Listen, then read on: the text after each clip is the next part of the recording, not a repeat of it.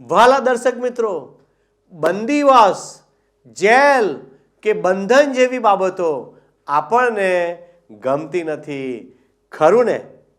પણ ઈશ્વર જણાવે છે કે જો આપણે તેમના વચનો વિરુદ્ધ બળવો કરીશું અને ઈશ્વરથી દૂર રહીશું તો આપણે શૈતાનના બંદીવાસ કે બંધનમાં ચોક્કસ આવી જઈશું.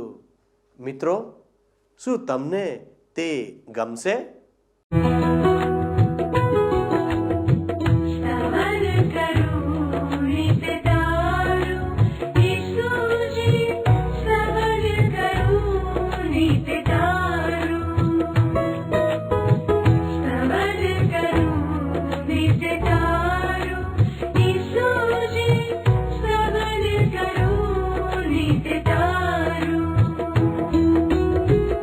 आज सवारे साध सुनी तऊ महिमा करूं प्रभु तारो, महिमा करूं प्रभु तारो, स्तवन करूं नित तारो.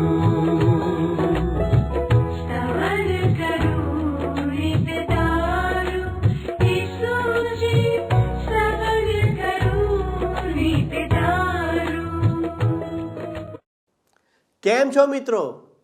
આપ હાલમાં સ્તવન કાર્યક્રમ નિહાળી રહ્યા છો અને હું આ કાર્યક્રમમાં આપ સૌનું હાર્દિક સ્વાગત કરું છું. જો આપણે ઈશ્વરના ગુણો અને વિચારોને જાણી લઈશું તો આપણે દરેક પરિસ્થિતિમાં જીવનનો આનંદ માણી શકીશું અને આપણે ઈશ્વરની શાંતિથી ભરપૂર થઈશું, જે આપણી સમજ શક્તિની બહાર છે. ઈશ્વરે આપણને જે જીવન આપ્યું છે તે દ્વારા આપણે તેમનો મહિમા કરવાનો છે. જ્યારે આપણે ઈશ્વરના મહિમા માટે જીવીએ છીએ ત્યારે તેઓ આપણને તેમના જ્ઞાનથી ભરી દે છે અને આપણને આશીર્વાદ આપે છે. આપણે તેમની ઈચ્છા જાણીને તેમની સાથે મિત્રતાનો સંબંધ જાળવીએ, જેથી આપણે ઈશ્વરને આપણા જીવનમાં દરેક સારા કાર્ય પૂર્ણ કરવાની તક આપી શકીએ અને ઈશ્વરને એક સારા મિત્રની જેમ આપણા જીવનમાં કાર્ય કરવાની તક મળે. પ્રિય મિત્રો, સ્તવન કાર્યક્રમમાં આપણે પવિત્ર ગ્રંથ બાઇબલના દરેક ભાગનો ક્રમવાર અભ્યાસ કરીએ છીએ, જેથી કરીને આપણે ઈશ્વરના સ્વભાવથી પરિચિત થઈ શકીએ અને આપણું આ પૃથ્વી પરનું જીવન સંપૂર્ણ રીતે જીવી શકીએ, તેમજ ઈશ્વર સાથે અનંત જીવન જીવી શકીએ. ચાલો આ આશા સાથે આપણે આપણા અભ્યાસમાં આગળ વધીએ. બીજા રાજાઓના 24મા અને 25મા અધ્યાયમાં ઈશ્વર અને તેમના વચનો વિરુદ્ધ બળવો કરવાથી યરૂશાલેમનો સંપૂર્ણ વિનાશ થાય છે. તે બાબતે વધુ માહિતી દેવના સેવક પાસેથી જાણીએ. પ્રિય મિત્ર, આ સ્તવન કાર્યક્રમમાં આપણે બાઇબલમાં જૂના કરારના વિભાગમાં આવેલ રાજાઓના બીજા પુસ્તકનો અભ્યાસ કરતા કરતા આપણે એના છેલ્લા 2 અધ્યાયોમાં આવી ગયા છીએ, 24મો અને 25મો અધ્યાય. હવે તમે જોશો મિત્ર, તો રાજાઓના બીજા પુસ્તકના 24 અને 25 અધ્યાયમાં યહૂદિયાનું રાષ્ટ્ર બંદીવાસમાં જાય છે એનું વૃત્તાંત આપવામાં આવ્યું છે. 24મા અધ્યાયની પહેલી કલમ કહે છે કે યહોયાકીમની કારકિર્દીમાં બાબેલનો રાજા નબુખાદનેસાર ચઢી આવ્યો ને યહોયાકીમ 3 વર્ષ સુધી તેનો તાબેદાર રહ્યો. પછી તેણે ફરી જઈને તેની વિરુદ્ધ બંડ કર્યું. હવે મિસરના રાજા ફારૂન નકોહે યહોયાકીમને યહૂદિયાની રાજગાદી ઉપર બેસાડ્યો, તો એ આપણે ગત સ્તવન કાર્યક્રમમાં જોઈ ગયા છીએ. પરંતુ બાબેલના રાજા નબુખાદનેસારે મિસરના સર્વ વિસ્તારો જીતી લીધા હતા. હવે નબુખાદનેસાર રાજા યહૂદિયાની વિરુદ્ધ ચડી આવે છે. યહોયાકીમ રાજા 3 વર્ષ સુધી તેની સમક્ષ પોતાના ઘૂંટણો ટેકવી દે છે, પરંતુ ત્યારબાદ એ એની વિરુદ્ધ બળવો પોકારે છે. બીજી અને ત્રીજી કલમ જુઓ. યહોવા પોતાના સેવક પ્રબોધકો હસ્તક પોતાનું જે વચન બોલ્યો હતો તે પ્રમાણે યહોવાએ તેની વિરુદ્ધ કાસદીઓની ટોળીઓ, અરામીઓની ટોળીઓ, મોઆબીઓની ટોળીઓ તથા આમોન પુત્રોની ટોળીઓ મોકલી. તેણે તે યહૂદાની વિરુદ્ધ તેનો નાશ કરવા સારું મોકલી. મનાશેહે પોતાના સઘળા કૃત્ય વડે જે પાપો કર્યા હતા તેને લીધે તથા જે નિર્દોષ રક્ત તેણે વહેવડાવ્યું હતું તેને લીધે તેઓને પોતાના નજર આગળથી દૂર કરવા માટે યહોવાના હુકમથી જ યહૂદા પર એ સંકટ આવી પડ્યું. આપણે રાજાઓના બીજા પુસ્તકના અભ્યાસમાં અગાઉ જોઈ ગયા છીએ મિત્ર, એ પ્રમાણે મનાશે કેટલો બધો દુષ્ટ અને ભ્રષ્ટ માણસ હતો. એના રાજ્યકાળ દરમિયાન ઈશ્વરના મંદિરમાંથી જો ઈશ્વરનું ગૌરવ ચાલ્યું ગયું ના હોત તો એના પછી તો એવો ખરાબ સમય ક્યારે આવ્યો જ નહોતો કે જ્યારે ઈશ્વરનું ગૌરવ ત્યાંથી ચાલ્યું જાય. યહૂદિયાની પ્રજાએ મનાશે રાજાના પાપમાં ભાગીદાર થવાનું પડતું મૂક્યું નહીં, તેથી એ લોકોને ગુલામીમાં ઢસડી જવામાં આવ્યા. 4 કલમ જુઓ. કેમ કે જે નિર્દોષ રક્તથી તેણે યરૂશાલેમને ભરી દીધું હતું તેની ક્ષમા કરવા યહોવા રાજી નહોતો. ઈશ્વર સર્વ પ્રકારના પાપોની ક્ષમા આપે છે, સાચું છે મિત્ર, પરંતુ આ માટે પાપીએ પોતાના પાપો માટે પશ્ચાતાપ સહિત ઈશ્વરને શરણે જવું જરૂરી હોય છે. અમુક પાપો એવા છે જે માફ થઈ શકતા નથી. જો કે પ્રભુ ઈસુ ખ્રિસ્ત મનુષ્યના સર્વ પાપો માટે મૃત્યુ પામ્યા, તેમ છતાં અમુક પાપ એટલા માટે માફ થઈ શકતા નથી કારણ કે એવા પાપ કરનાર માણસો પોતાના પાપો માટે પશ્ચાતાપ સહિત પ્રભુ ઈસુ ખ્રિસ્તને શરણે આવતા જ નથી. ઈશ્વરનું વચન તો જો કે સ્પષ્ટ શબ્દોમાં ખાતરી આપે છે. યોહાને લખેલો પહેલો પત્ર એના પહેલા અધ્યાયની 7મી કલમના ઉત્તરાર્ધથી 10મી કલમમાં કે ઈશ્વરના પુત્ર પ્રભુ ઈસુ ખ્રિસ્તનું પવિત્ર લોહી આપણને સર્વ પાપથી શુદ્ધ કરે છે. આપણામાં પાપ નથી એવું જો આપણે કહીએ તો આપણે પોતાની જાતને છેતરીએ છીએ ને આપણામાં સચ્ચાઈ નથી. પણ જો ઈશ્વર સમક્ષ આપણે આપણા પાપ કબૂલ કરીએ તો ઈશ્વર પોતાનું વચન પાળશે અને યથાયોગ્ય કરશે. ઈશ્વર આપણા પાપની ક્ષમા આપશે અને બધા દુષ્કર્મોથી આપણને શુદ્ધ કરશે જ.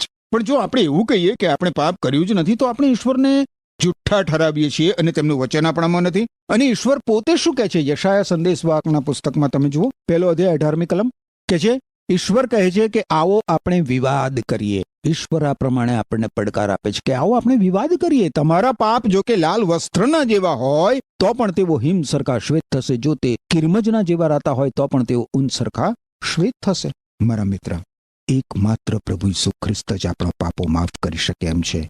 કારણ કે પ્રેષિતોના કૃત્યમાં 4થો અધ્યાય 12મી કલમમાં લખ્યું છે કે પ્રભુ ઈસુ ખ્રિસ્ત આપણા માટે મૃત્યુ પામ્યા અને તેમણે આપણા પાપોનો દંડ આપણા વતી ભરપાઈ કર્યો. બહુ સ્પષ્ટ શબ્દોમાં પ્રેષિતોના કૃત્ય 4થો અધ્યાય 12મી કલમમાં લખ્યું છે કે આપણો ઉદ્ધાર થાય એવા બીજા કોઈનું નામ ઈશ્વરે આખી પૃથ્વીમાં આપ્યું નથી, માત્ર એક જ નામ, પ્રભુ ઈસુ ખ્રિસ્ત. અને રોમન લોકોને લખેલા પત્રના 3 અધ્યાયની 25મી કલમમાં કહ્યું છે કે ઈશ્વરે ઈસુ ખ્રિસ્તને બલિદાન થવા આપ્યા. ઈસુ ખ્રિસ્તના મરણ દ્વારા ઈશ્વરનો માણસોના પાપની વિરુદ્ધનો કોપ દૂર થાય છે અને એમ ઈસુ ખ્રિસ્ત ઉપર વિશ્વાસ કરનાર માણસોના પાપ ઈશ્વર માફ કરે છે. એટલે મિત્ર, આપણે જોઈશું તો હવે આ યહોયાકીમ રાજા મૃત્યુ પામે છે અને તેના સ્થાને યહોયાખીન રાજા તરીકે રાજગાદી પર આવે છે.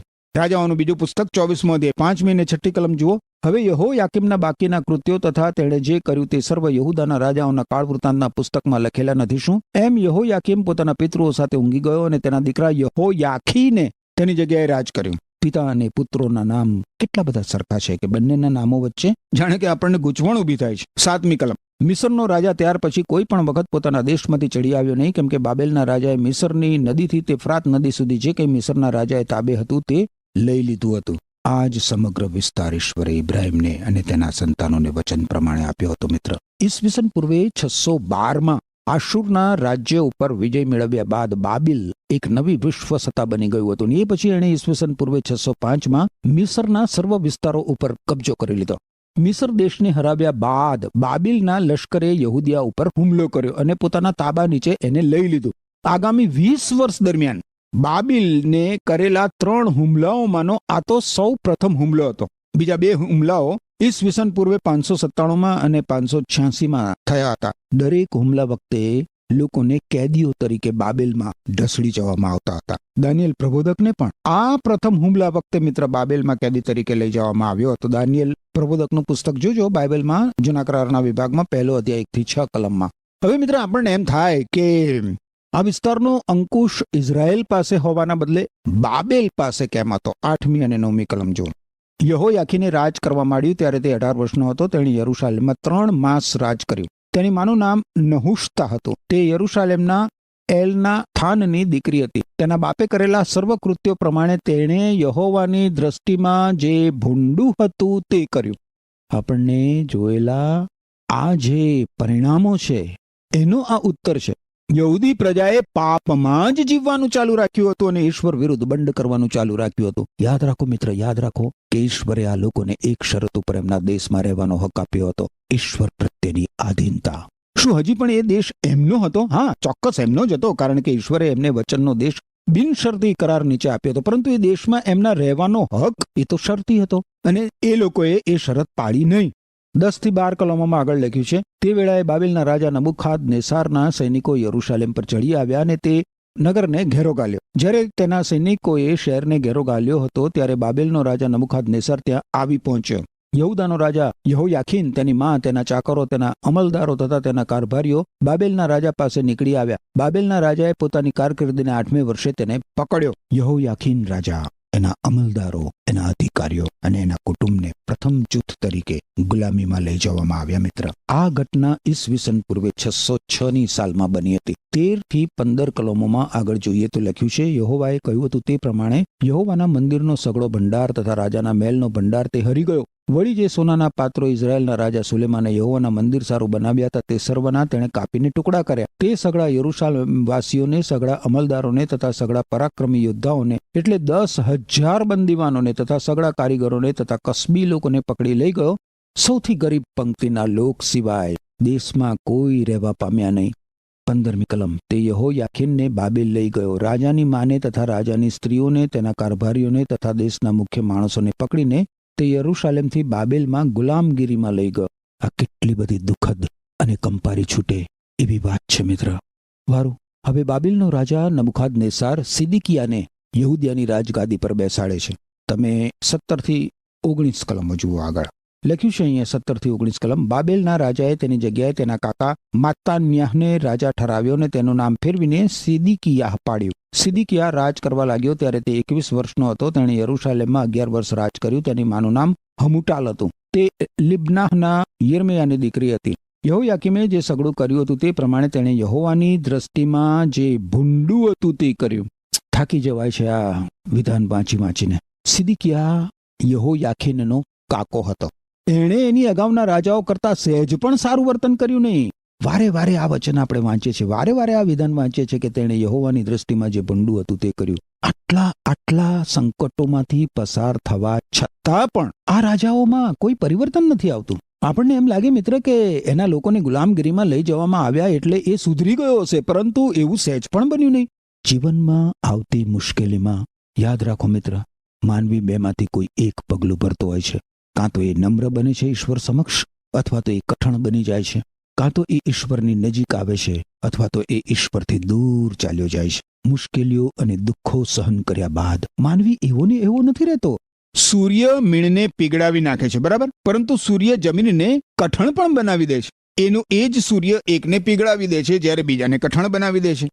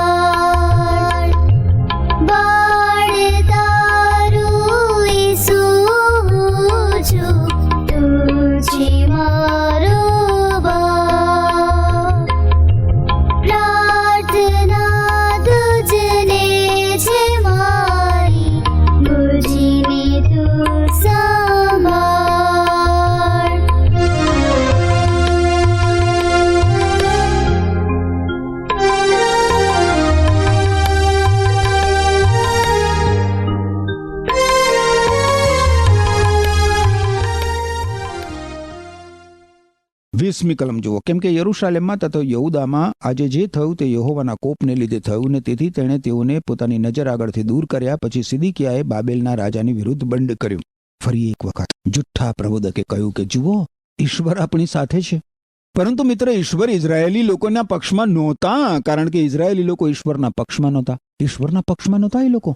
ધારણા એક એવી બાબત છે મિત્ર, ધારણા કરવી, ધારણા એ એક એવી બાબત છે જે વિશે ઘણા બધા લોકોએ સાવચેત રહેવાની જરૂર છે. ઘણા લોકોને મેં એવું કહેતા સાંભળ્યા છે કે હું આ અમુક બાબત કરું છું કારણ કે હું જાણું છું કે એ ઈશ્વરની ઈચ્છા પ્રમાણે છે, મને ઈશ્વરે તેમની ઈચ્છા બતાવી છે, અને એ પછી આવા લોકો પોતાના મનમાં હતું એ કરે છે. ઈશ્વર ખરેખર દુરવણી આપતા ના હોય તો પોતાના મનપસંદ માર્ગે જવા ઈશ્વર મને દોરી રહ્યા છે એમ કહેવું કેટલું વ્યાજબી છે? હકીકતમાં તો આપણે એ બાબતની ખાતરી કરવી જોઈએ કે ઈશ્વર આપણા પક્ષમાં છે કે નહીં, પણ આપણે ખરેખર ઈશ્વરના પક્ષમાં છીએ કે નહીં એની ખાતરી કરવી જોઈએ. ઈશ્વર આપણા પક્ષમાં છે કે નહીં એના કરતા આપણે પહેલા એ ખાતરી કરવી જોઈએ કે આપણે ઈશ્વરના પક્ષમાં છીએ કે નહીં. યહૂદીના લોકોની આ સમસ્યા હતી મિત્ર. એ લોકો ઈશ્વરથી તો બહુ દૂર ભટકી ગયા હતા અને એવું માનતા હતા કે એ લોકો ઈશ્વરના લોક છે અને ઈશ્વર તેમનું રક્ષણ કરશે. હવે મિત્ર 25મા અધ્યાયમાં આપણે જોઈશું તો યહૂદીના લોકોને બાબેલમાં ગુલામો તરીકે લઈ જવાનો છેલ્લો તબક્કો દર્શાવવામાં આવ્યો છે. બાબેલનો રાજા નબુખાદનેસ્સાર યરુશાલેમ પર 3 વખત ચડી આવ્યો મિત્ર, 3 વખત. એ રાજવંશને, લશ્કરને અને કુશળ કારીગરોને બાબેલમાં કેદીઓ તરીકે લઈ ગયો, પરંતુ એણે 3જી વાર ચડાઈ કરી ત્યાં સુધી તેણે યરુશાલેમ શહેરનો નાશ કર્યો નહોતો. આપણે જોઈ ગયા છીએ મિત્ર કે બાબેલના રાજા નબુખાદનેસ્સારે યહૂદિયાની રાજગાદી ઉપર સિદકિયાને રાજા તરીકે બેસાડ્યો છે, પરંતુ થોડાક વર્ષો બાદ સિદકિયા રાજાએ બળવો કર્યો નબુખાદનેસ્સાર રાજાની વિરુદ્ધ, અને હવે આપણે જોઈએ છીએ તો નબુખાદનેસ્સાર રાજા છેલ્લી વખત ચડાઈ કરે છે અને યહૂદિયાનો અંત લાવે છે. જુઓ 25મો અધ્યાય 1 અને 2 કલમ. સિદકિયાની કારકિર્દીના 9મા વર્ષે 10મા માસમાં માસને 10મે દિવસે એમ થયું કે બાબેલનો રાજા નબુખાદનેસ્સાર પોતાનું સઘળું સૈન્ય લઈને યરુશાલેમ પર ચડી આવ્યો ને તેની સામે છાવણી નાખી, અને તેઓએ તેની સામે ચોતરફ કિલ્લા બાંધ્યા. એ પ્રમાણે સિદકિયા રાજાના 11મા વર્ષ સુધી નગરને ઘેરો રહ્યો. આ યરુશાલેમ શહેરના અંતનો આરંભ છે મિત્ર. 3જી કલમ. 4થા માસને 9મે દિવસે નગરમાં એવો સખત દુકાળ હતો કે લોકને સારું બિલકુલ ખોરાક નહોતો. યિર્મયાહ પ્રબોધકના વિલાપ નામના પુસ્તકમાં મિત્ર યહૂદિયાની પ્રજાએ જે દુઃખો અને જે કષ્ટો સહન કર્યા એની પરાકાષ્ઠા વર્ણવવામાં આવી છે. 4 થી 6 કલમોમાં લખ્યું છે આગળ. પછી નગરના કોટમાં ગાબડું પાડવામાં આવ્યું ને બધા લડાયક માણસો રાત્રે રાજાની વાડી પાસેની 2 ભીંતો વચ્ચે આવેલા દરવાજાને માર્ગે થઈને નાઠા. હવે કાસ્દીઓ નગરની આસપાસ હતા. રાજા અરાબાહને માર્ગે નાઠો, પણ કાસ્દીઓનું સૈન્ય રાજાની પૂંઠે પડ્યું. તેઓએ તેને યરેખોના મેદાનમાં પકડી પાડ્યો અને તેનું સગળું સૈન્ય તેની પાસેથી વિખરાઈ ગયું. 6ઠ્ઠી કલમ. પછી તેઓએ રાજાને પકડીને તેને બાબેલના રાજા પાસે સિબલાહમાં આણ્યો અને તેઓએ તેને સજા ફરમાવી. દુશ્મન લશ્કર શહેરમાં પ્રવેશ્યો અને સિદકિયા રાજા તથા તેના સૈન્યએ નાસી જવાનો પ્રયત્ન કર્યો, પણ શું બન્યું? એમને પકડી લેવામાં આવ્યા. યિર્મયાહ પ્રબોધકે યરુશાલેમના પતનની આગાહી કરી હતી. એણે લોકોને સત્ય જણાવ્યું હતું, એટલે એને દેશદ્રોહી ગણવામાં આવ્યો હતો. હવે 7મી કલમ જુઓ. એ પ્રમાણે તેઓએ સિદકિયાના દીકરાઓને તેની નજર આગળ મારી નાખ્યા. સિદકિયાની આંખો ફોડી નાખીને તેને બેડીઓ પહેરાવીને બાબેલ લઈ ગયા. સિદકિયા રાજાને જુઠ્ઠા પ્રબોધકોએ છેતર્યો હતો અને તે ઈશ્વરના સાચા પ્રબોધકની વાણી સાંભળવા તૈયાર નહોતો. હવે તેની આંખો ફોડી નાખીને તેને કેદી તરીકે લઈ જવામાં આવ્યો છે. 9મી કલમ જુઓ. તેણે યહોવાનું મંદિર, રાજાનો મહેલ તથા યરુશાલેમમાંના સર્વ ઘરો બાળી નાખ્યા, એટલે દરેક મોટું ઘર અગ્નિથી બાળી નાખ્યું. યરુશાલેમના બળવાને કારણે નબુખાદનેસ્સાર રાજાએ યરુશાલેમને એવી રીતે બાળી નાખ્યું અને એવી રીતે સપાટ કરી નાખ્યું કે જ્યારે ગુલામીના 70 વર્ષ બાદ નહેમ્યા ત્યાં આવ્યો ત્યારે તેણે એ સ્થાન જોયું અને એ સ્થાન સંપૂર્ણ આશાવિહીન એને લાગ્યું.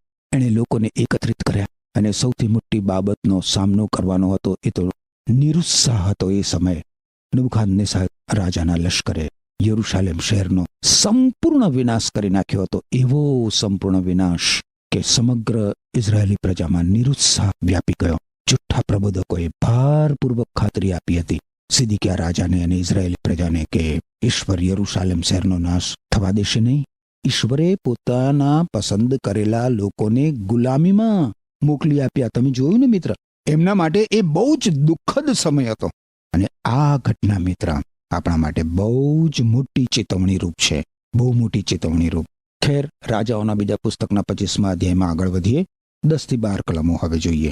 રક્ષક ટુકડીના સરદારની સાથે આવેલા કાસદીઓના સઘળા સૈન્યે યરુશાલેમના કોટ ચોગર દમથી તોડી પાડ્યા. બાકીના લોક જેઓને નગરમાં રહેવા દેવામાં આવ્યા હતા તેઓને તથા જેઓ ફૂટી જઈને બાબેલના રાજાના પક્ષમાં જતા રહ્યા હતા તેઓને તથા બાકીના સમુદાયને રક્ષક ટુકડીનો સરદાર તથા દરબઆન બંદીવાન કરીને લઈ ગયો. પણ રક્ષક ટુકડીના સરદારે દેશના સૌથી કંગાલ લોકોને દ્રાક્ષાવાળીઓના માળીઓ તથા ખેડૂતો થવા સારું રહેવા દીધા. યરુશાલેમમાં તદ્દન નકામા અને કંગાળ એવા માણસોને રહેવા દેવામાં આવ્યા. નબુકદનેસ્સાર રાજા દેશના ખેતરોની દેખરેખ રાખવા માટે આ લોકોને છોડી ગયો, જેથી આ લોકો પાસેથી એક ખંડણી વસૂલ કરી શકે. 13મી અને 14મી કલમમાં લખ્યું છે, યહોવાના મંદિરમાંના પિત્તળના થાંભલા, જળગાળીઓ તથા પિત્તળના સમુદ્રના ટુકડા કરીને કાસદીઓ તેમનું પિત્તળ બાબેલ લઈ ગયા. વળી તપેલા, તવેથા, કાતરો, ચમચા તથા પિત્તળના જે પાત્રો વડે તેઓ સેવા કરતા હતા તે સર્વ તેઓ લઈ ગયા. નબુકદનેસ્સાર રાજાના લશ્કરે સંપૂર્ણ સફાયો કરી નાખ્યો. મંદિરને આગ લગાડીને જમીન દોસ્ત કરી દેવામાં આવ્યું અને તે અગાઉ તેમાંથી બધી જ સામગ્રી એ લોકો લઈ ગયા. એમાંની બધી જ સંપત્તિ નબુકદનેસ્સાર રાજા બાબેલ લઈ ગયો. દાનિયેલ પ્રબોધકના પુસ્તકમાં આપણે જોઈશું તો મંદિરના આ બધા વાસણોને સંગ્રહી રાખવામાં આવ્યા હતા અને બેલ્ટશાસારની ઉજવણી વખતે એમનો ઉપયોગ કરવામાં આવ્યો હતો. યરુશાલેમ નગર ઉપર જાણે કે બુલડોઝર ફેરવી નાખવામાં આવ્યું હતું અને ત્યાં કાટમાળ સિવાય બીજું કાંઈ રહ્યું નહોતું. હવે મિત્ર, આપણે સીધી 24મી કલમ જોઈએ. રાજાઓનું બીજું પુસ્તક 25મો અધ્યાય 24મી કલમ. અહીં લખ્યું છે, ગદાલિયાહે તેઓ આગળ તથા તેઓના માણસો આગળ સમખાઈને તેઓને કહ્યું કે કાસદીઓના ચાકરોથી બીશો નહીં, દેશમાં વસો ને બાબેલના રાજાને તાબે રહો, તેથી તમારું હિત થશે. નબુકદનેસ્સાર રાજાએ ગદાલિયાને સુબા તરીકે નિયુક્ત કર્યો, જેથી તે દેશમાં રહી ગયેલા લોકો ઉપર શાસન કરે. લોકોએ ગદાલિયાની અને યર્મયા પ્રબોધકની વાત સાંભળવાની જરૂર હતી, જેમણે તેમને સ્થાયી થવા અને આ પ્રકારના શાસનનો સ્વીકાર કરવા વિનંતી કરી હતી. આવું કરવાને બદલે આ લોકોએ ગદાલિયાને મારી નાખ્યો. જુઓ 25 અને 26 કલમ. પણ 7મા માસમાં એમ થયું કે એલીશામાના દીકરા નથાન્યાહનો દીકરો ઇશ્માએલ, જે રાજવંશી હતો, તે પોતાની સાથે 10 માણસ લઈને આવ્યો ને ગદાલિયાને એવો માર્યો કે તે મરી ગયો. વળી જે યહૂદીઓ તથા કાસદીઓ મિસ્પામાં તેની સાથે હતા તેઓને પણ મારી નાખ્યા. પછી નાના મોટા સર્વલોક તથા સૈન્યના સરદારો ઉઠીને મિસરમાં ગયા, કેમ કે તેઓ કાસદીઓથી બીધા. મોટી સંખ્યામાં લોકો મિસર દેશમાં નાસી ગયા. આ લોક જૂથ સાથે યર્મયા પ્રબોધક પણ ગયો હતો. પોતાની ઈચ્છાથી નહીં, એમ કરવા માટે એને ફરજ પડી હતી. માટે હવે 27 થી 30 કલમો જોઈશું. યહૂદાના રાજા યહોયાખીનના બંદીવાન થયાના 37મા વર્ષે 12મા માસમાં તે માસને 27મે દિવસે એમ થયું કે બાબેલના રાજા એવિલ મરોદાખે પોતે રાજા થયો તે વર્ષે યહૂદાના રાજા યહોયાખીનને બંદીખાનામાંથી કાઢીને તેને ઉચ્ચ પદવી આપી. તેણે તેની સાથે માળુપણે વાત કરી ને પોતાની હજુરમાં બાબેલમાં જે રાજાઓ હતા તેઓના આસનો કરતા તેનું આસન તેણે ઊંચી જગ્યાએ મૂક્યું. તેનો બંદીવાનનો પોશાક તેણે બદલાવ્યો અને તેના આયુષ્યના સર્વ દિવસો સુધી તેણે હંમેશા તેની સાથે રોટલી ખાધી. વળે તેની ખર્ચીને વાસ્તે તેના આયુષ્યના સર્વ દિવસો સુધી રાજા તરફથી તેને હંમેશા દરરોજનું ભથ્થું મળતું હતું. એવિલ મરોદાખ રાજાએ બાબેલની રાજગાદી ઉપર આવીને યહોયાખીન રાજાને બંદીખાનામાંથી કાઢીને ઉચ્ચ પદવી આપી. જો કે આ રાજાના દરબારમાં બીજા કેદી રાજાઓ હતા, એમ છતાં પણ યહોયાખીન રાજાને વધારે સન્માનનું વધુ ઊંચું સ્થાન આપવામાં આવ્યું. રાજાઓનો સમય દાઉદ રાજાના વંશજ એવા યહોયાખીન રાજા પ્રત્યે દયા બતાવવાથી થાય છે. મિત્ર, એ બાબત રસપ્રદ છે. યહોયાખીન રાજા બાબેલની કેદમાં વૃદ્ધ થઈ ગયો હતો. મિત્ર, ખેર, આજે તો આપણે હવે અહીંયા જ અટકીએ છીએ. રાજાઓના બીજા પુસ્તકનો અભ્યાસનો અહીંયા અંત આવે છે. મિત્ર, ફરી મળીએ ત્યારે આપણે હવે નવા કરારમાં રોમન લોકોને લખેલો પત્ર છે, રોમિયોની પત્ર, એનો અભ્યાસ શરૂ કરવાના છીએ. ખૂબ એમાંથી આપણને ઈશ્વરનો દૈવી પ્રકાશ પ્રાપ્ત થશે. મારી તમને નમ્ર વિનંતી છે, જો તમારી પાસે પ્રેમ સંદેશ નામનું પુસ્તક હોય તો રોમનોને પત્ર એ તમે વાંચવાનું શરૂ કરશો. ઈશ્વર તમને આશીષ આપો. આમેન. મારા વહાલા દર્શક મિત્રો, આજના પાઠમાંથી આપણને શીખવા મળ્યું કે યહોયાકીમ રાજાએ બીજા સૈન્યો પર ભરોસો રાખ્યો, પણ તે નિષ્ફળ ગયો. આપણા છુટકારા માટે માનવી પર વિશ્વાસ રાખવાને બદલે આપણે ઈશ્વર પર ભરોસો રાખવો જોઈએ. રાજાએ તેના પૂર્વજોના પાપી માર્ગો અપનાવ્યા અને પાપોનો પસ્તાવો કર્યો નહીં. ઈશ્વર જણાવે છે કે આપણે આપણા પાપોનો પસ્તાવો કરીને આપણા જીવનના પાપી માર્ગો બદલીએ અને ઈશ્વરનો ડર રાખીને દુષ્ટતાનો ધિક્કાર કરીએ. ઈશ્વરે યહૂદીઓને બંદીવાન બનાવ્યા. તેનું કારણ એ હતું કે તેઓ આ બંદીવાસમાંથી છુટકારો મળે માટે ઈશ્વર પર ભરોસો રાખે. મિત્રો, તમારા અંધકારના સમયમાં તમે પણ ઈસુ પર ભરોસો રાખો. યહૂદીઓ ઈશ્વર પર નિર્ભર રહેવાનું શીખે અને પોતાની મુક્તિ માટે તેમની સંપત્તિ પર નહીં પણ ઈશ્વર પર ભરોસો રાખે. માટે ઈશ્વરે યહૂદીઓની બધી સંપત્તિ છીનવી લેવાની મંજૂરી બાબિલને આપી. માત્ર ગરીબ લોકોને જ છોડી દીધા. ઈશ્વરે બાબિલના રાજાને કુલીન અને ઘમંડી લોકોને ગુલામગીરીમાં લઈ જવાની મંજૂરી આપી, જેથી યહૂદીઓ નમ્રતાનો પાઠ શીખી શકે. પ્રિય મિત્રો, જો તમારા જીવનમાં ઘમંડ છે તો આજે તમે નમ્ર બનો. આજે તમે વિચાર કરો કે શું તમે ઈશ્વરના વચનોની વિરુદ્ધ બળવો કર્યો છે? શું તમે પોતાની જાત ઉપર કે અન્ય કોઈ બાબત ઉપર ભરોસો રાખ્યો છે? પ્રિય મિત્રો, ઈશ્વર આવી બાબતોથી આપણને મુક્ત કરે એ જ મારી પ્રાર્થના છે. આવો આપણે પ્રાર્થના કરીએ. પ્રભુ, તમે અમને નમ્ર બનાવો. અમારા ઘમંડમાંથી તમે અમને બહાર કાઢો.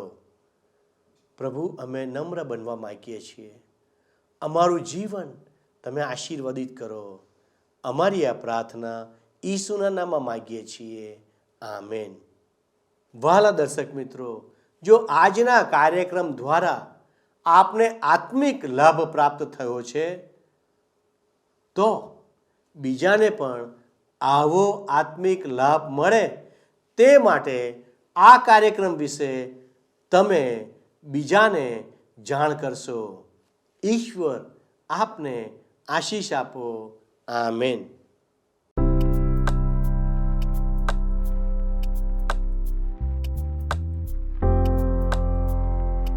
મિત્રો, ગત પ્રશ્નોનો જવાબ છે પ્રભુ ઈસુ ખ્રિસ્ત.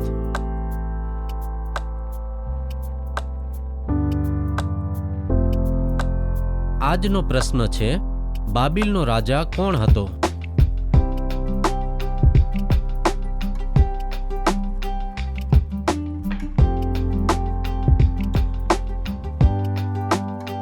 જવાબ આપેલ સ્ક્રીન પર દર્શાવેલ વોટ્સએપ નંબર પર આપવાનો રહેશે. કાર્યક્રમ દરમિયાન પૂછેલા પ્રશ્નોનો સાચો જવાબ આપનાર વિજેતાઓના નામ દર મહિનાના પ્રથમ સોમવારે જાહેર કરવામાં આવશે.